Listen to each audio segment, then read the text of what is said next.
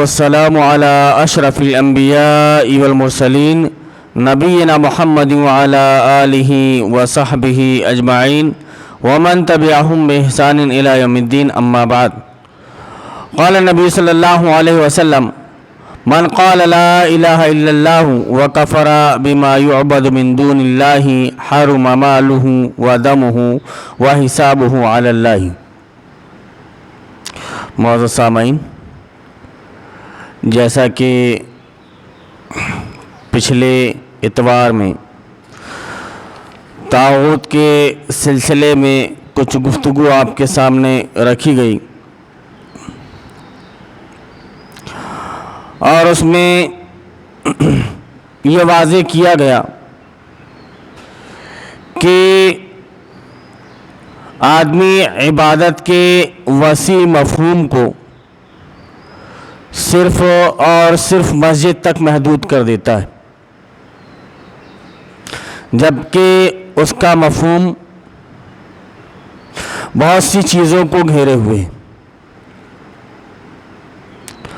اسی ضمن میں کچھ اور باتیں کچھ احادیث کی روشنی میں آپ کے سامنے رکھنی ہیں اور شیخ الاسلام محمد بن عبد الوہاب رحمۃ اللہ علیہ کا ایک قول اس سلسلے میں آپ کے سامنے رکھنا ہے۔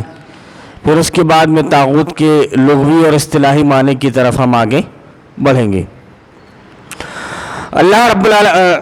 نبی کریم صلی اللہ علیہ وسلم بیان فرماتے ہیں کہ جس نے لا الہ الا اللہ کا اقرار کیا اور اللہ تبارک و تعالیٰ کے علاوہ پوجی جانے والی ہر چیز کا انکار کیا، اس کا مال اور خون حرام ہے اور اس کا حساب اللہ تبارک و تعالیٰ کے ذمے ہے۔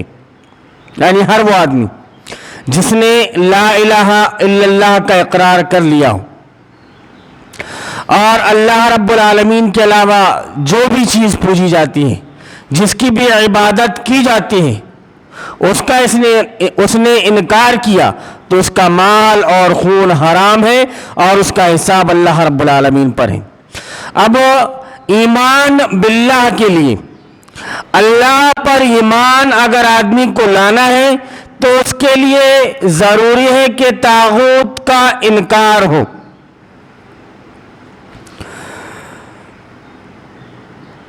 کیوں کہ اگر طاغوت کا انکار کیے بغیر ہی ایمان کا اظہار اگر آدمی کر دے گا تو وہ ایسا ایمان اس وقت تک فائدہ نہیں دے سکتا جب تک کہ طاغوت کا انکار نہ کر دیا جائے۔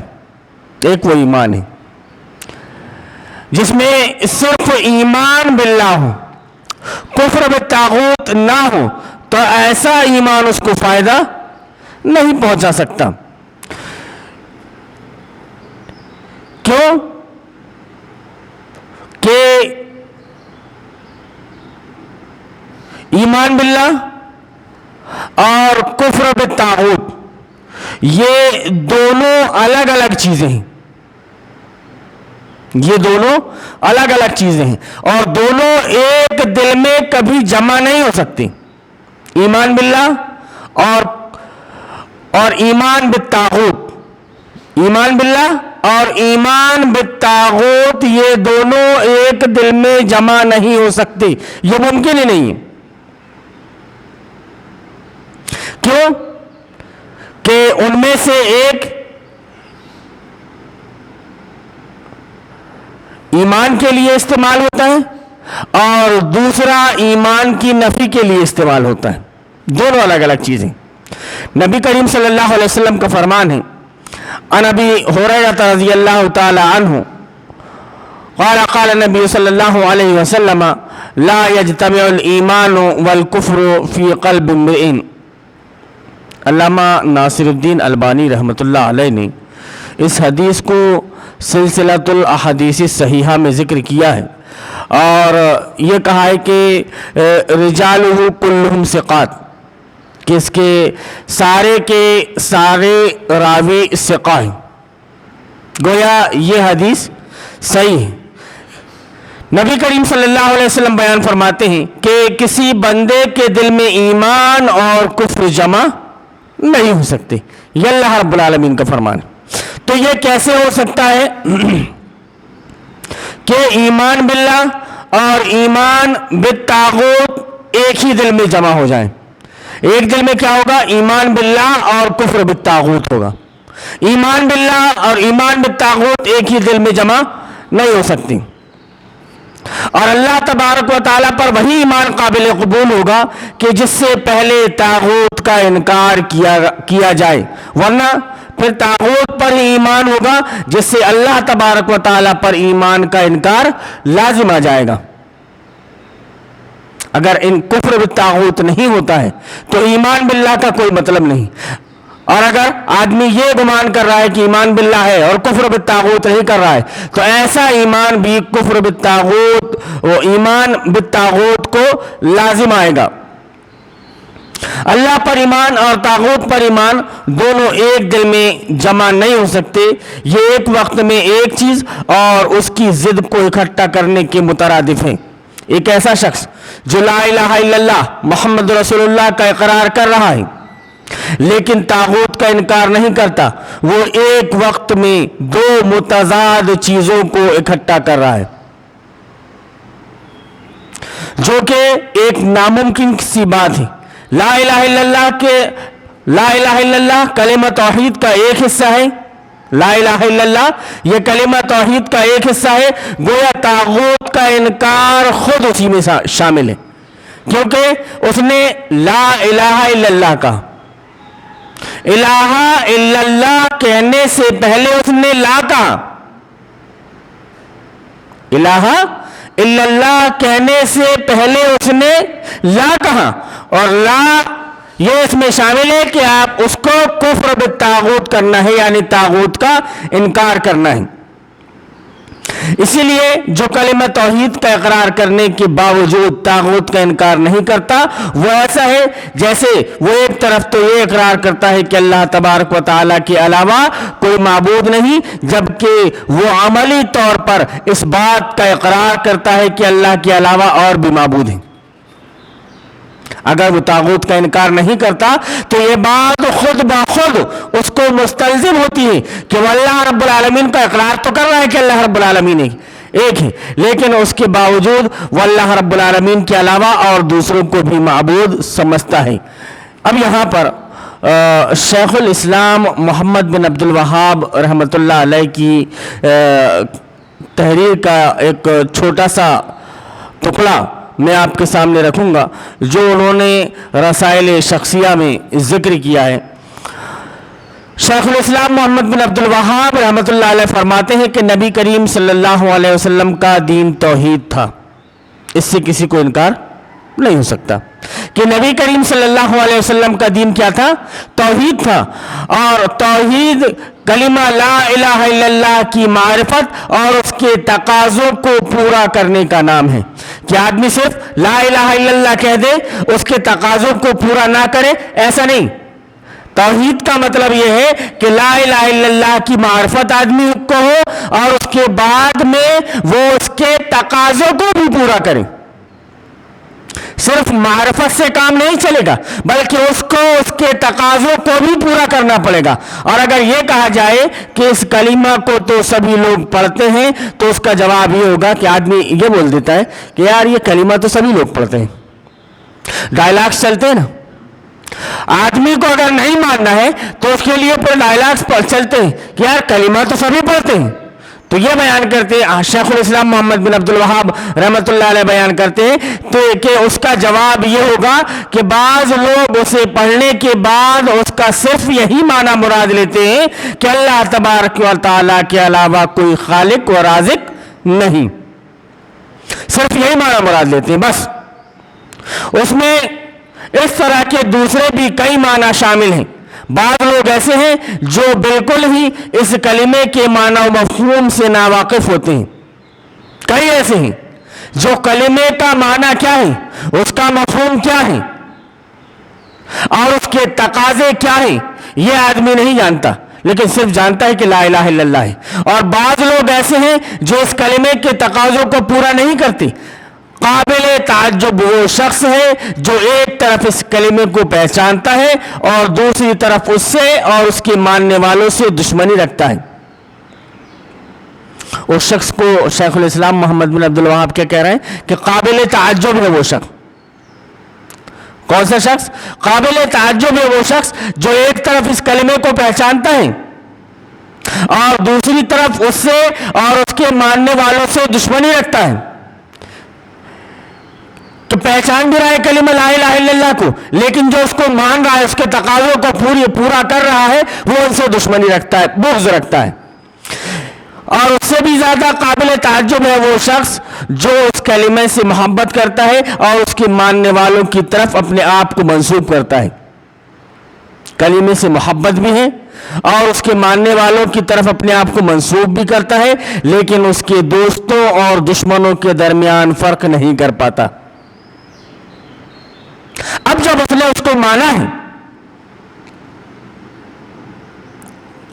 اور اپنے آپ کو اس کی طرف منسوب بھی کر رہا ہے، تو کم سے کم اس کا حق یہ بنتا ہے کہ اس کے دوستوں اور دشمنوں کے درمیان فرق کرے کہ دوست کون ہے اور دشمن کون ہے، کون اس کے ساتھ میں ہے اور کون اس کی مخالفت میں ہے. اس میں اسے فرق کرنا چاہیے، اور اگر وہ فرق نہیں کرتا تو اس کا ایمان، اس کا کلمہ لا الہ الا اللہ محمد رسول اللہ کا جاننا اس کے لیے اتنا فائدہ اس کو نہیں دے گا. سبحان اللہ.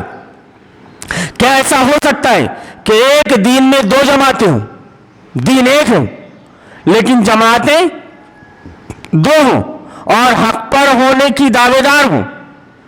ایک دین ہو، دو جماعتیں ہوں اور دونوں جماعتیں حق پر ہونے کی دعوے دار ہوں، تو وہ کہتے ہیں کہ اللہ کی قسم ایسا کبھی نہیں ہو سکتا، کیونکہ حق کے بعد گمراہی کے علاوہ کچھ بھی نہیں.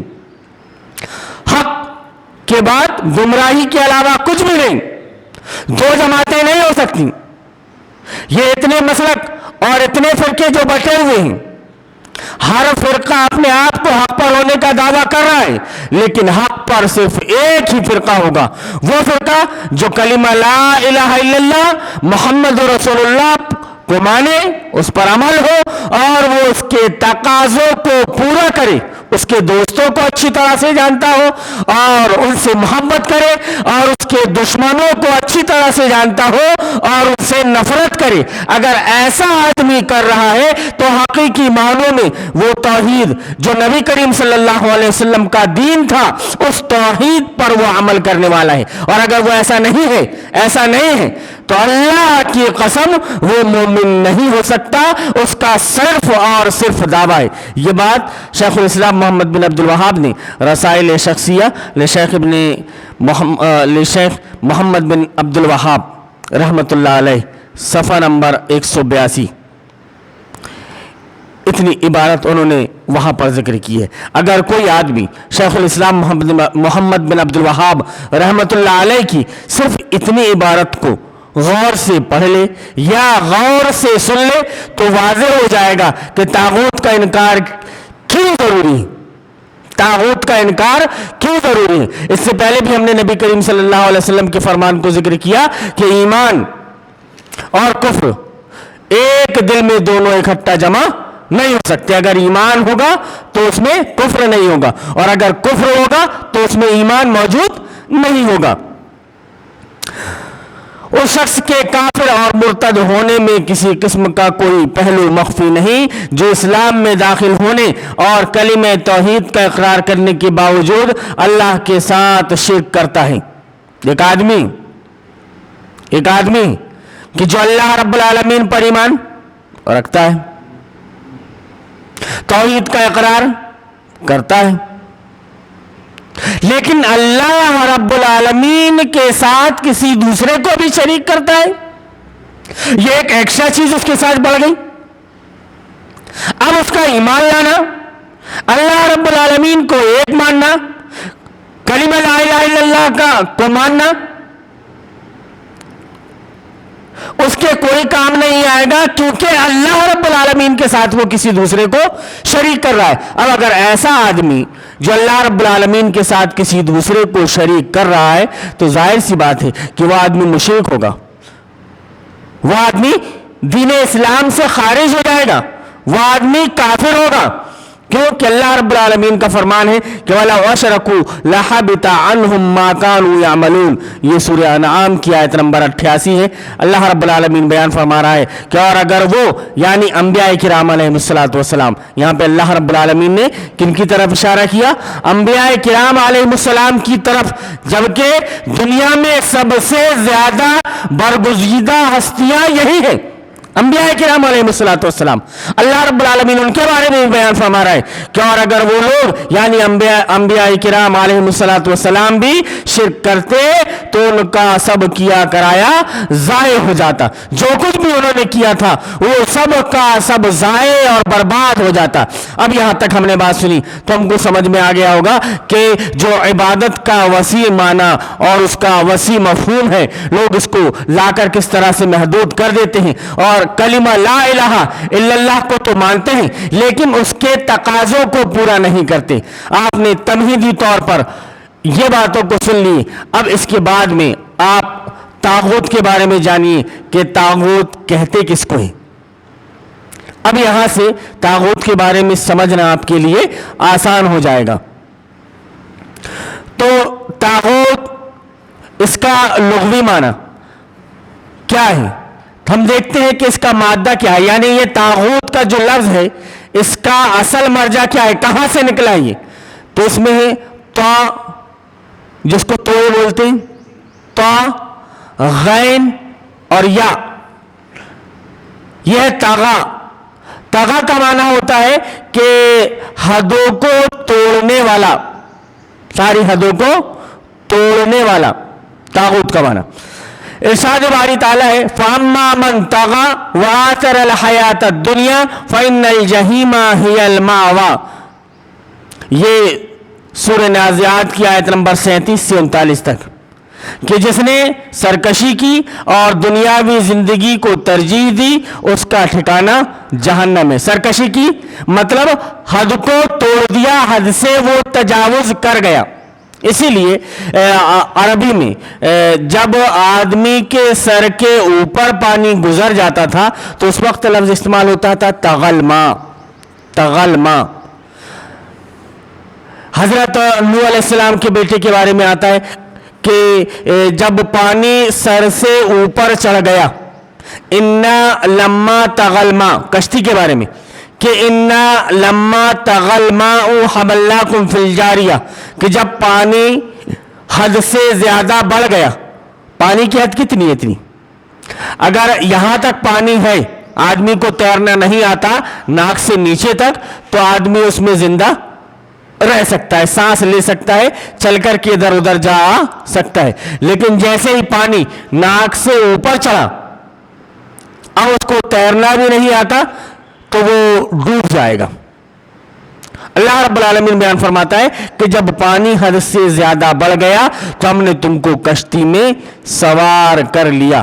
تو گویا طغا کا مطلب کیا سمجھ میں آیا کہ حد سے زیادہ تجاوز کرنے والا. اب طاغوت کے اصطلاحی معنی مفہوم کے بارے میں ہم دیکھتے ہیں کہ سلف صالحین سے اس سلسلے میں کیا ثابت ہے. سلف صالحین نے اس کی کیا تشریح کی ہے. قال عمر, حضرت عمر رضی اللہ تعالیٰ عنہ سے, کہ الجبت السحر والطاغوت والشیطان. یہ بخاری شریف میں کتاب التفسیر میں حضرت عمر رضی اللہ تعالیٰ عنہ کے اس قول کو ذکر کیا گیا ہے کہ عمر رضی اللہ تعالیٰ عنہ نے کہا کہ جبت سے مراد جادو ہے اور طاغوت سے مراد شیطان ہے. اور حضرت جابر بن عبداللہ رضی اللہ تعالیٰ عنہ دوسرا. یہ تو حضرت عمر رضی اللہ تعالیٰ عنہ کا قول ہو گیا طاغوت کے اصطلاحی مفہوم کے بارے میں. اب جابر بن عبداللہ رضی اللہ تعالیٰ عنہ سے روایت ہے کا قول جو ہے وہ یہ ہے کہ کانت الطواغیت التی یتحاکمون الیہا, التی یتحاکمون الیہا. یہ تشریح کس کی ہے؟ जाबिर बिन अब्दुल्ला रजी अल्लाह ताला अन्हु कि वो कौन है? सहाबी रसूल। वो कौन है? सहाबी रसूल। गोया हम इब्तिदा से आ रहे हैं कि आदमी ये ना कहे कि अरे मियाँ तुमने कुछ दिनों पहले के जो मुफस्सिरीन हैं उनकी बात उठा ली और उनकी बात उठाने के बाद में यहाँ पर तागूत का कुछ अलग ही माना मफहूम लोगों के सामने बयान कर रहे हो, लोगों को बहकाने की कोशिश कर रहे हो। इसीलिए हम इब्तिदा से आ रहे हैं, इब्तिदा से हम आ रहे हैं। इबादत के माना मफहूम में क्या गड़बड़ी है वो हमने आपके सामने बयान किया, वो हमने आपके सामने बयान किया। अब इब्तिदा से तागूत के माना को लेकर हम चल रहे हैं कि क़ाला जाबिर इब्न अब्दुल्ला कानत तवागीतु अल्लती यतहाकमून इलैहा फी जुहैनति वाहिद व फी असलम वाहिद व फी कुल्लि हय्यिन वाहिद कहानुन यंजिलु अलैहिमुश शैतान। ये भी किताब तफसीर में, बुखारी शरीफ में किताब तफसीर में सूरह निसा के ज़िम्न में ये चीज़ें आपको मिल जाएंगी कि सैयदना जाबिर बिन अब्दुल्ला रज़ी अल्लाह ताला अन्हु फरमाते हैं कि तागूत वो होते हैं जिनकी तरफ लोग फैसले लेकर जाते हैं। बिल्कुल वाज़ेह अल्फाज में। अब इससे भी ज़्यादा वाज़ेह तशरीह और किसी की चाहिए, लेकिन इसके बावजूद, इसके बाद भी हम आगे शेखुल इस्लाम इमाम इब्न तैमिया, इब्न जरीर तबरी और ज़्यादा तफसील के साथ में हम देखेंगे कि इसका जो इस्तिलाही मफहूम है, इस्तिलाही मफहूम है हमारे सल्फ सालिहीन ने उससे क्या मुराद लिया है, ताकि बात और ज़्यादा अच्छी तरीके से वाज़ेह हो जाए। और ये जो तावील करने वाले लोग हैं, वो लोग जो लोगों को लाकर अटका देते हैं कि यार जो सलफ सालिहीन हैं वो सलफ सालिहीन का नज़रिया इस सिलसिले में कुछ और था, ये जो पेश कर रहे हैं ये अलग नज़रिया पेश करते हैं ताकि वो ये ना कह सकें। तो जाबिर बिन अब्दुल्ला रज़ी अल्लाह ताला अन्हु फरमाते हैं कि तागूत वो होते हैं जिनकी तरफ लोग फैसले लेकर जाते हैं। जो है ना, कबीले में एक तागूत था, असलम कबीले में एक तागूत था, और इसी तरह हर कबीले में एक तागूत होता है। हर कबीले में एक तागूत होता है। ये तवागीत काहिन होते हैं जिन पर शैतान उतरते हैं। ये तवागीत क्या होते हैं? कायन होते हैं जिन पर शैतान उतरते हैं। अब गोया जो हज़रत उमर रज़ी अल्लाह ताला अन्हु का कौल था कि हज़रत उमर रज़ी अल्लाह ताला अन्हु ने बयान फरमाया कि वह तागूत और शैतान के तागूत से मुराद क्या है? शैतान है। तो वो चीज़ वाज़ेह हो गई। अब आगे के दरसों में इंशाअल्लाह और हम ये तो 2 तशरीह आपके सामने पेश की गई, इस तरह से 5 तशरीह और पेश की जाएंगी सलफ सालिहीन के हवाले से आपके सामने, और उसके बाद में हम मुसलसल इस दर्स को आगे जारी रखेंगे। तो अल्लाह रब्बुल आलमीन से दुआ है कि अल्लाह रब्बुल आलमीन हमें तौफीक दे कि हम तागूत को अच्छी तरह से समझ सकें और उसका इनकार करें, क्योंकि ईमान और एक तरफ अल्लाह पर ईमान और एक तरफ तागूत पर ईमान, दोनों चीज़ें एक साथ एक मर्तबा एक दिल में जमा नहीं हो सकती नबी करीम सल्लल्लाहु अलैहि वसल्लम के फरमान के मुताबिक। इसीलिए हम अल्लाह पर ईमान रखने वाले बन जाएं और तागूत का इनकार करने वाले बन जाएं। तागूत की जो भी शक्लें हमारे सामने आएंगी, अल्लाह रब्बुल आलमीन से हम दुआ करें कि उन शक्लों को जानकर उनसे इज्तिनाब करने की कोशिश हम करते रहें। अल्लाहुम्मा अरिनल हक़्क़ हक़्क़न वरज़ुक़ना इत्तिबाअह व अरिनल बातिला बातिलन वरज़ुक़ना इज्तिनाबा। आमीन या रब्बल आलमीन।